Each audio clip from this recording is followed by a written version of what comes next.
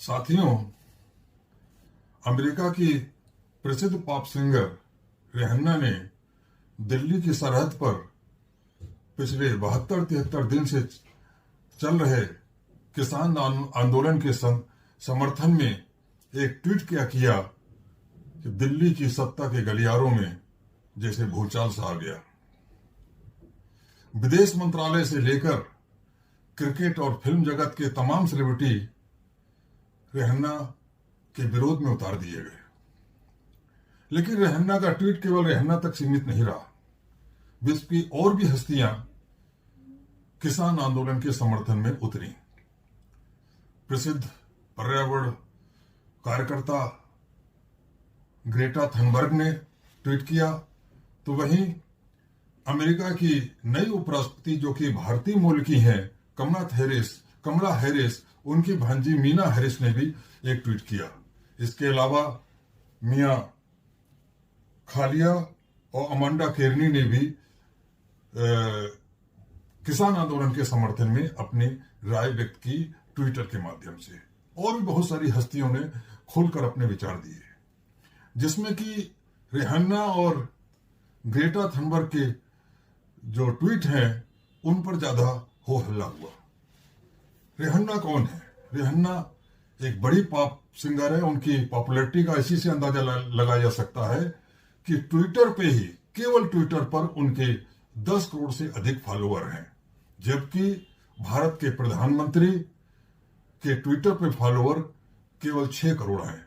उसी से अंदाजा लगाया जा सकता है कि ये रिहाना की पॉपुलैरिटी कितनी होगी। लेकिन रिहाना का व्यक्तित्व केवल सिंगर होने तक ही सीमित नहीं है। अरबों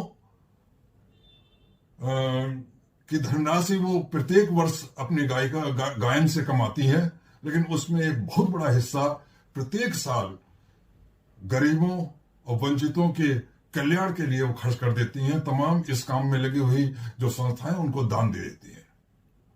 इसलिए उनका ट्वीट भारत सरकार के लिए एक चिंता का विषय बन गया। और जो ग्रेटा थनबर्ग है वो उम्र में बहुत ही कम है, एक कम उम्र की एक लड़की है, लेकिन इस कम उम्र में ही उन्होंने पर्यावरण के क्षेत्र में जो काम किया है उसमें उन्होंने इतनी ख्याति प्राप्त कर ली है कि आने वाले समय में हो सकता है इसी साल उनको नोबेल पुरस्कार से भी नवाजा जाए, क्योंकि नोबेल पुरस्कार की दौड़ में वो काफी आगे चल रही हैं। ग्रेटा थनबर्ग का जब बहुत विरोध हुआ तो उन्होंने एक और ट्वीट किया और उन्होंने कहा कि इन सारे विरोधों के बावजूद मैं भारत के किसानों के आंदोलन के समर्थन में खड़ी हूं। जहां तक विदेश मंत्रालय का सवाल है, तो यह समझ में आता है कि विदेश मंत्रालय इन विदेशी हस्तियों के विरोध में क्यों उतरा, क्योंकि जो कानून है, कृषि कानून है, जिनके विरोध में किसानों का आंदोलन पिछले 72 दिन से चल रहा है, उनके समर्थन में उतरना विदेश मंत्रालय का नैतिक कर्तव्य है, क्योंकि उन्हीं की सरकार द्वारा बनाए हुए कानून है। उन्हीं की सरकार के बनाए हुए कानूनों के विरोध में किसानों का आंदोलन चल रहा है। और अगर विदेश के लोग इन कानूनों के विरोध में या किसानों के समर्थन में कुछ बोलते हैं, तो विदेश मंत्रालय का एक नैतिक कर्तव्य है कि वह उन लोगों के विरोध में अपनी सरकार के समर्थन में उतरे। लेकिन ये जो क्रिकेट जगत के या फिल्म जगत के लोग हैं, ये क्यों उतरे, ये समझ में नहीं आता। जहां तक कंगना रनावत का सवाल है, तो उन्होंने बहुत ही ओछी और गंदी भाषा का प्रयोग, एक तरीके से गालियों का प्रयोग रिहाना के लिए किया। रिहाना को पोर्न स्टार बताया, उसकी गंदी तस्वीरें, बिकनी पहने हुए गंदी तस्वीरें सोशल मीडिया में डाली। लेकिन ये दांव भी उनको उल्टा पड़ा, क्योंकि लोगों ने सोशल मीडिया में फिर कंगना रनावत की भी बिकनी पहने हुए तमाम फोटो अपलोड कर दी। लेकिन कंगना रनावत जैसी गंदी मानसिकता वाली महिला के बारे में बात करने से कोई फायदा नहीं। लेकिन जो दूसरे सेलिब्रिटी हैं, जो फिल्म जगत के हैं और क्रिकेट के हैं, उनके बारे में बात करना बहुत आवश्यक है। चाहे सचिन तेंदुलकर हो, विराट कोहली हो, अजय देवगन हो, अक्षय कुमार हो या करण जौहर हो, आखिर ये लोग क्यों रिहान्ना के या ग्रेटा थनबर्ग के ट्वीट के विरोध में आए? इन लोगों से एक प्रश्न बनता है कि यदि इनको इतनी भारत की चिंता है, क्योंकि इन सब ने यह बोला कि मामला भारत का आंतरिक मामला है और बाहर के लोगों को केवल दर्शक बनकर यहाँ के मामले को देखना चाहिए, यहाँ हमारे आंतरिक मामलों में किसी विदेशी व्यक्ति को बोलने का कोई हक नहीं है। लेकिन ऐसे लोगों से ये प्रश्न पूछना आवश्यक है कि पिछले 72 दिन से ये लोग कहां थे।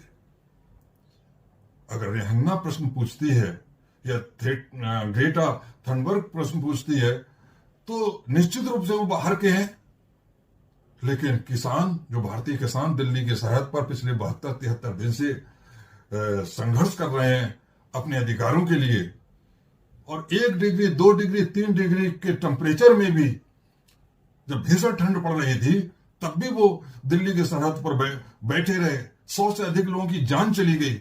तब ये सेलिब्रिटी कहां थे? तब अजय देवगन, करण जौहर, अक्षय कुमार कहां थे? तब ये विराट कोहली और सचिन तेंदुलकर कहां थे? उन्होंने उस समय ट्वीट क्यों नहीं किया? यदि वो किसानों के आंदोलन से सहमत नहीं है, उन्हें लगता है किसानों का आंदोलन देश को डिवाइड कर रहा है, जिस प्रकार से वो अब बोल रहे हैं, तो हालांकि उन्होंने खुलेआम किसानों के संदर्भ में कुछ नहीं बोला, लेकिन जिस प्रकार सरकार के समर्थन में उतरे हैं तो किसानों के विरोध में पहले ट्वीट कर देते, अपनी राय तो व्यक्त करते कि किसानों का आंदोलन सही है या गलत। लेकिन 72-73 दिन से ये चुप रहे और अचानक बोल बैठे।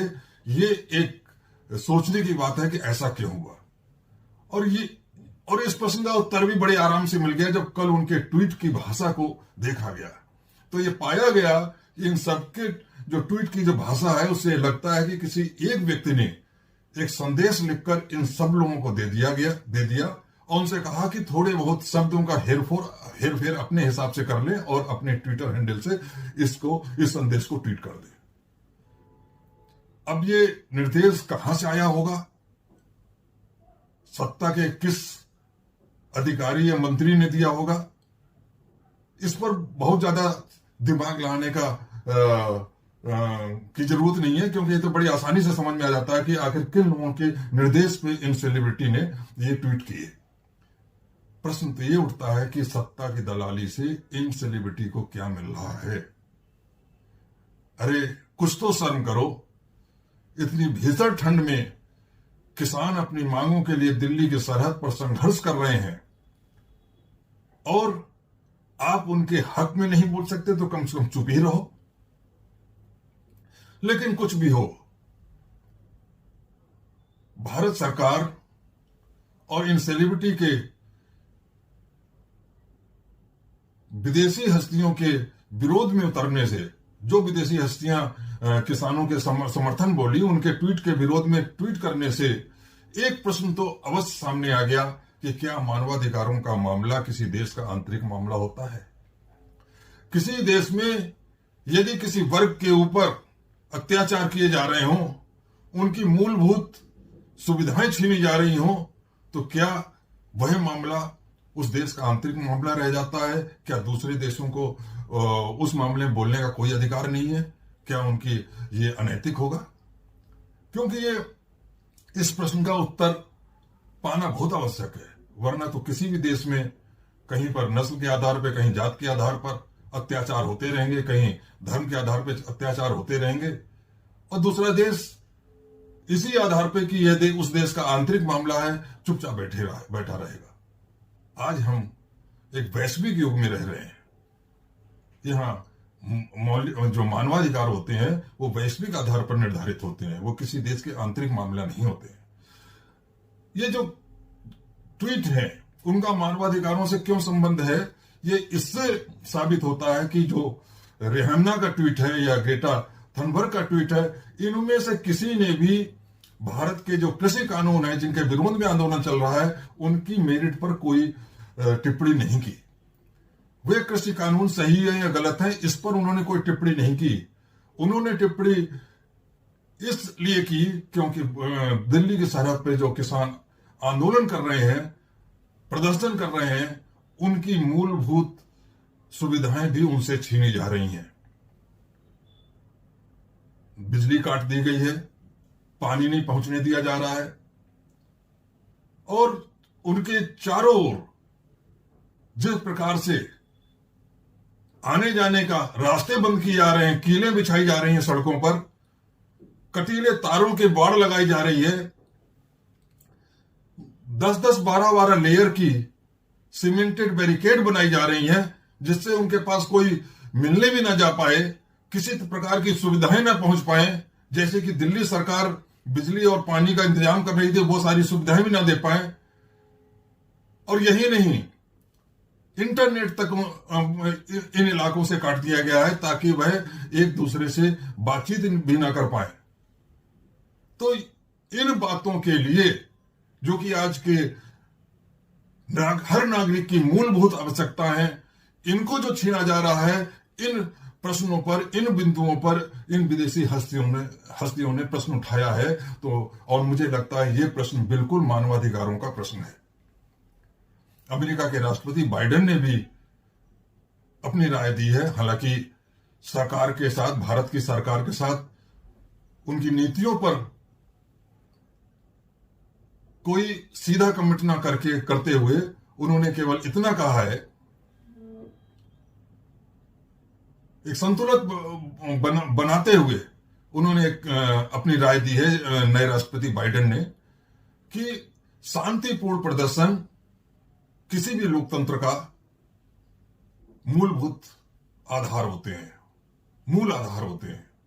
यदि प्रदर्शन की, शांतिपूर्ण प्रदर्शन की आजादी नहीं है तो वह लोकतंत्र नहीं होता है, उसे लोकतंत्र कहना ही गलत है। इंटरनेट पर भी उन्होंने कहा कि इंटरनेट की सुविधा आज के समय में विचारों को आदान प्रदान करने के लिए सबसे अधिक सरलता से उपलब्ध होने वाली सुविधा है, इसलिए इस सुविधा से जनता को मरहूम नहीं करना चाहिए, वंचित नहीं करना चाहिए। कवि के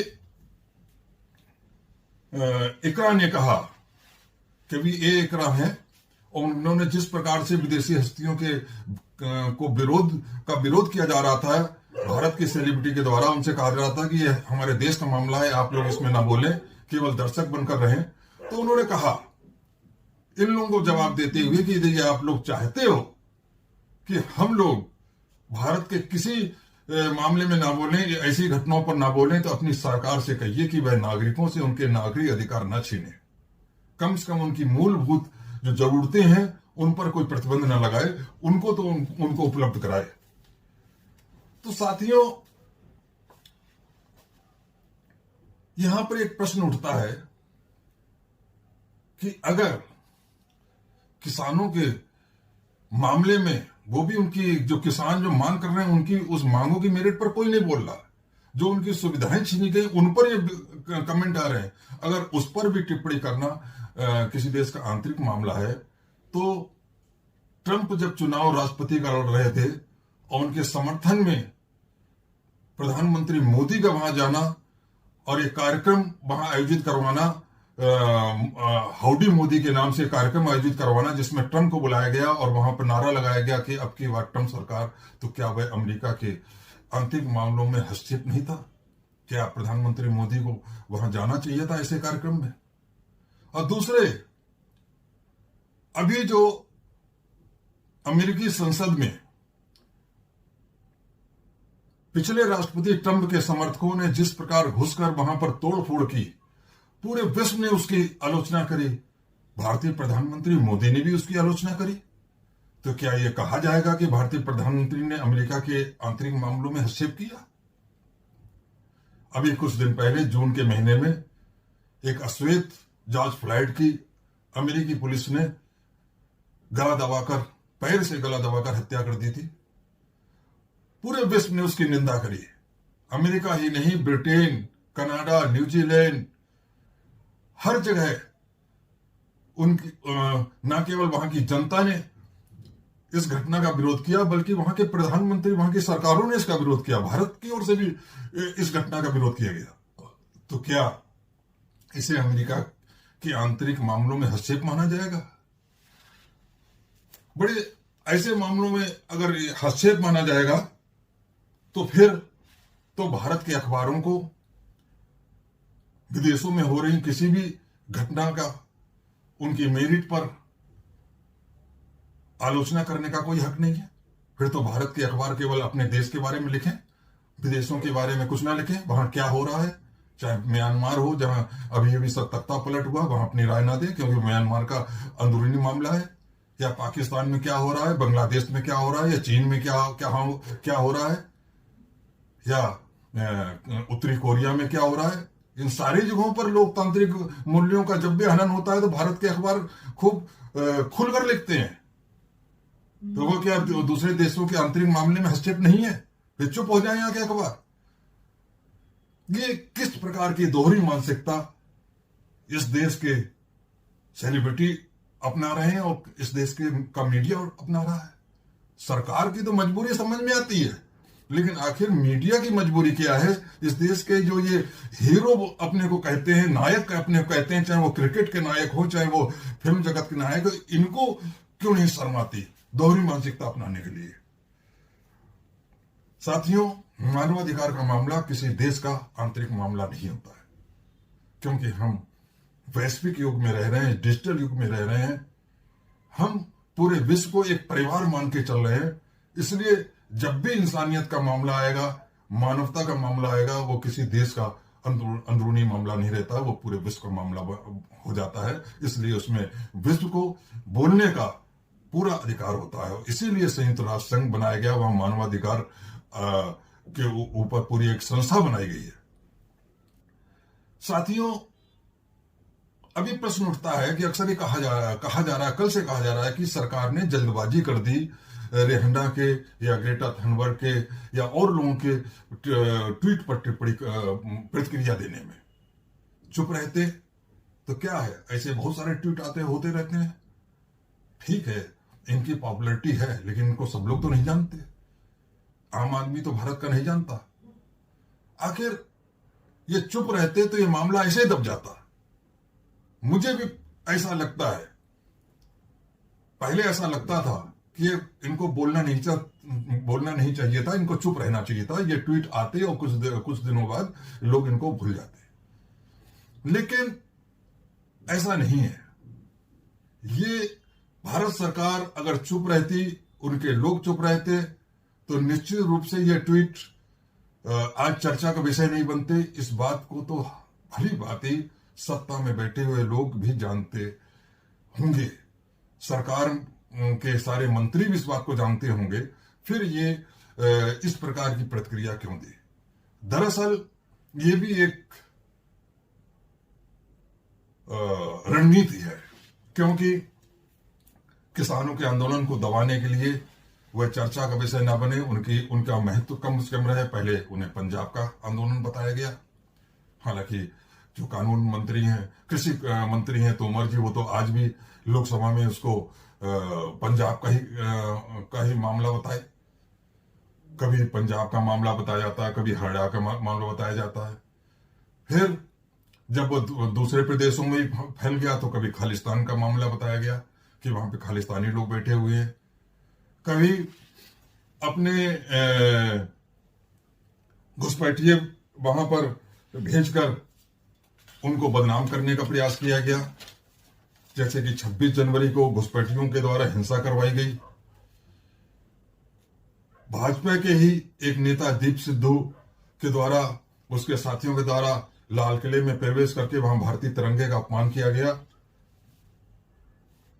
इसी प्रकार कभी कह दिया था कि कांग्रेसी और वामपंथी लोग इसको किसानों को भड़का रहे हैं। तो कभी जब किसान 26 जनवरी की हिंसा के बाद डिमोरलाइज थे, उनका मनोबल टूट चुका था, तो भाजपा के विधायक और उनके नेतृत्व में तमाम असामाजिक तत्व पहुंचकर वहां पर उनको और डिमोरलाइज करने के लिए उनके साथ गालियां गालियों का प्रयोग करने लगे, अभद्र भाषा का उनके साथ प्रयोग करने लगे। और जब ये भी नहीं चला तो बॉर्डर सील कर दिए गए, दिल्ली के बॉर्डर सील कर दिए गए, तमाम तरह की सुविधाएं उनसे छीन ली गई, रसद पानी उनके पास पहुंच ना पाए, इसके लिए तमाम तरह के अवरोध उत्पन्न किए जा रहे हैं। यहां तक कि जगह जगह से किसान और बड़ी संख्या में नहीं पहुंच पाए, इसके लिए भी अवरोध उत्पन्न किए जा रहे हैं। तो ये सारे जब हथकंडे फेल हो रहे हैं, तब एक नया रास्ता दिखाई दिया है कि इन विदेशी हस्तियों को बोलने के आधार पर इस मामले को, किसानों के आंदोलन को क्यों ना विदेशी साजिश घोषित कर दिया जाए। और इसलिए कल से ही ये पूरा प्रयास चल रहा है और गोदी मीडिया भी इसमें पूरा लगा हुआ है कि ये विदेशी साजिश है। ये किसान जो आंदोलन कर रहे हैं, ये विदेशी साजिश का हिस्सा है। विदेशी ताकतें भारत की सरकार को, भारत को अस्थिर करना चाहती हैं, भारत को डिवाइड करना चाहती हैं, इसलिए किसानों को उनके इस उद्देश्य से प्रयोग किया जा रहा है। बड़े शर्म की बात है, देश का किसान जो देश का अन्नदाता है, जिसके समर्थन में आज पूरे देश में किसान आंदोलन हो रहे हैं।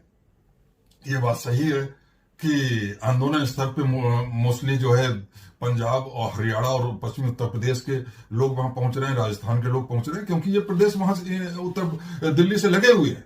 लेकिन ऐसा नहीं है कि महाराष्ट्र का किसान इनके साथ नहीं है, उड़ीसा का किसान इनके साथ नहीं है, आंध्र प्रदेश का किसान इनके साथ नहीं है। वहां भी किसानों ने बड़ी बड़ी सभाएं की हैं दिल्ली की सरहद पर चल रहे किसान आंदोलन के समर्थन में। बॉम्बे में अभी कुछ दिन पहले बहुत बड़ी सभा हुई जिसको कि शरद पवार जी ने भी संबोधित किया था। तो किसान आंदोलन तो पूरे देश का आंदोलन है, उसको विदेशी साजिश कहना या आंदोलन में बैठे हुए अपने अन्नदाताओं को साजिश का हिस्सा बताना, मैं समझता हूं बहुत ही गलत है। और अगर ये काम सत्ता में बैठे हुए कुछ लोग जानबूझ के कर रहे हैं, तब तो मैं समझता हूं कि बहुत ही गलत है, बहुत ही शर्मनाक है। सरकार को चाहिए, मेरा अब भी सरकार से अनुरोध है कि सरकार को चाहिए कि किसानों के साथ बिना किसी शर्त के बातचीत करे। ये किसान हमारे भाई हैं, हमारे अन्नदाता हैं, इन्हीं के पसीने की से जो अनाज उपजता है वही हम लोगों के शरीर में जाता है, तब हम जिंदा रह पाते हैं। इसलिए सरकार से ये अनुरोध है कि इस तरीके की फालतू के सुझाव जो भी उनको दे रहे हैं उसमें ना पड़े और इसे अपना इज्जत का प्रश्न न बनाए।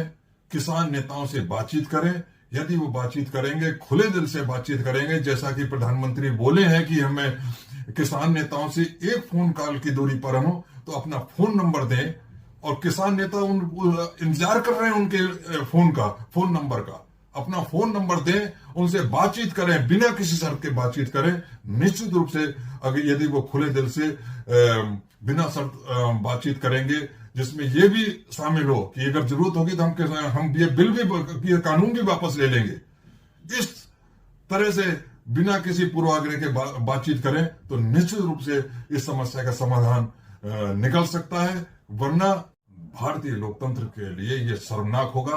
ये भारत की जो इज्जत है, जो गरिमा है, वो दूसरे देशों की नजर में अवश्य गिरेगी। इस बात को ध्यान रखना चाहिए हमारे राजनेताओं को। और मैं इसलिए फिर से उनसे अनुरोध करता हूं कि अपने खुले दिल से आगे आए और भारत के किसानों से अपना भाई समझते हुए उनसे खुले दिल से उनसे बात करें और इस समस्या का शांतिपूर्ण समाधान ढूंढें।